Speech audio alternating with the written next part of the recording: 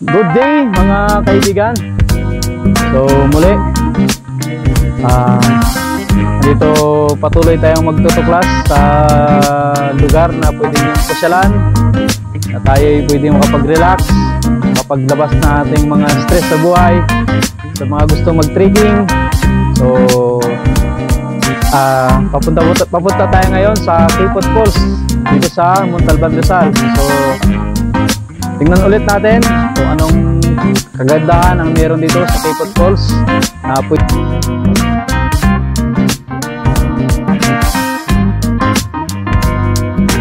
Ang gusto niyo mag-exercise, sa mga beginners na nag-trekking, para sa inyo to. Sana makapagbigay sa inyo ng kunting kaalaman na paano pumunta dito. Sa coordinate na kayo sa mismong mga taga-residente dito para samahan kayo. Wala naman kayo babayaran dito, walang entrance. So kayo na pong bahala magbigay sa pwede ninyo makakasama sa pagpunta dito. So let's go! Ayun mga kaibigan, so lakad ulit tayo punta sa Quipot Falls. Ito sigurado na ako, sana maganda, worth it.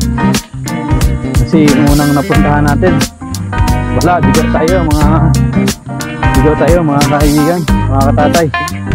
So sana sa last na destination na pupuntahan natin, sana maging okay na.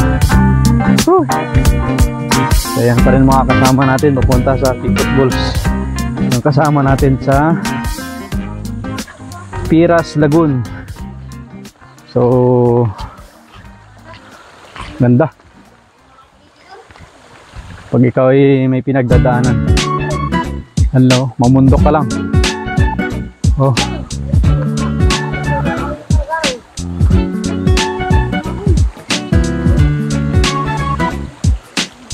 may nakatira pa rin ba dito? Ano mga katutubo? Saan banda?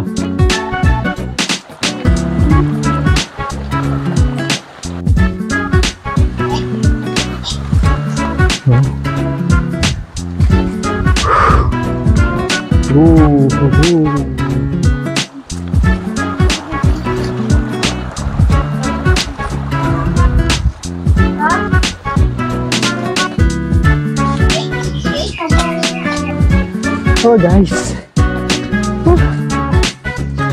ayun, patuloy pa rin tayo naglalakbay papunta sa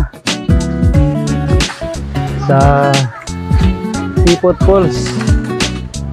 So madali lang, practice lang to.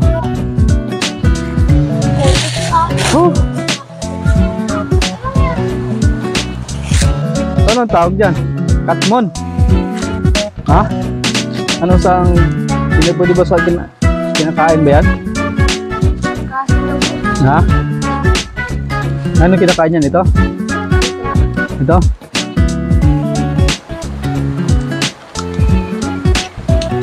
Asim?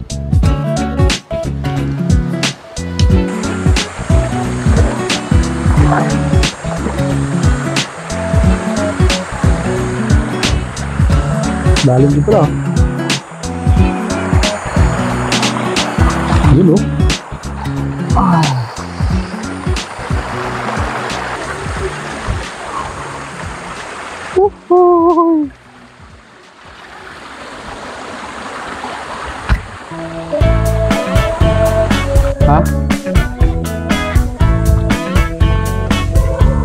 Uy, may nakatira nga dito ah. Ha? Yan guys, uling oh. So guys, ganyan ang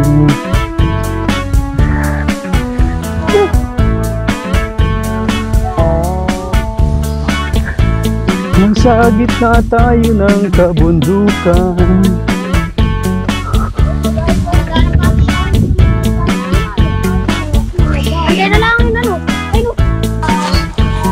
Hey guys,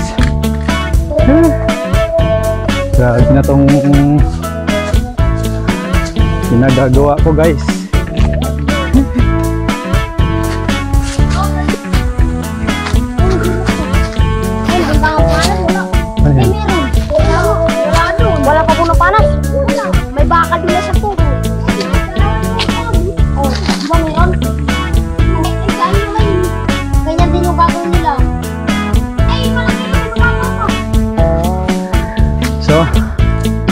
pa rin tayo guys, naglalakad. Pagod na.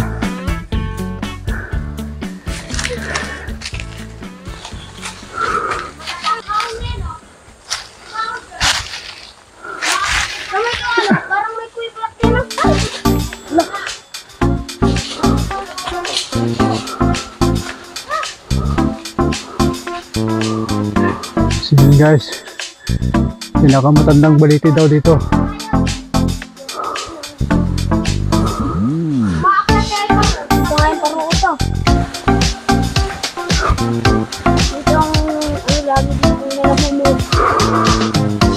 Yan guys, ang madadaanan nyo papuntang Kipot Falls.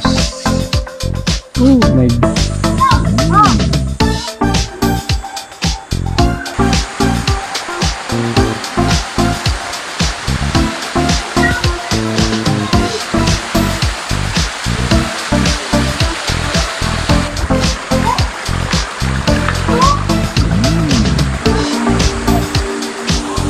So yun guys, finally, pagkatapos natin madigo sa dalawa nating pinuntahan, sa wakas lakad po din tayo. Hindi rin tayo after hour ng paglalakad. Ito po yung Kipot Falls. So talaga sulit guys. So sa mga gusto pumunta dito, coordinate lang kayo dito sa mga bata para samahan kayo dito. Wala kayong babayaran dito guys. Kayo nang bahala sa kanila magbigay. So kayo na rin bahala magdala ng mga pagkain nyo. So masasabi ko, recommendable tong lugar na to guys. So thank you. Sana patuloy nyo po suportahan ang Tatay John Vlog. So yan po guys. Keep on.